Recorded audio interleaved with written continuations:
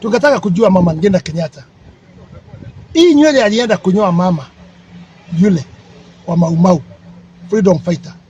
That is the power of the freedom fighter, nywele zao na mfano yao. Hiyo nywele mama Ngina alienda kunyoa huyo mama. Ni tangu lini amenyoa watu wengine? Maskini ni langu lini? And my last question, hiyo nywele mama Ngina alienda naye, alipeleka wapi hiyo nywele? You want to introduce ile sign ya Mau Mau freedom fighters. That is the power of the freedom fighters.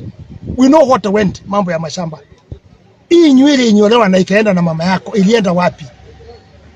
Kwa sababu hiyo nywele ingepelekwa kwa archive na iwe na historia ya huyo mama, na angepigwa kama hako namna hiyo na iweke kwa history. Ilinyolewa, ilienda wapi? Kwa uganga ama ilipelekwa wapi hiyo nywele?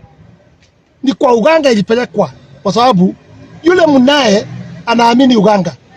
Pengine amekuingisha kwa hiyo mambo. Mchukue nywele mpeleke Tanzania, ama mnataka kupeleka nywele wapi?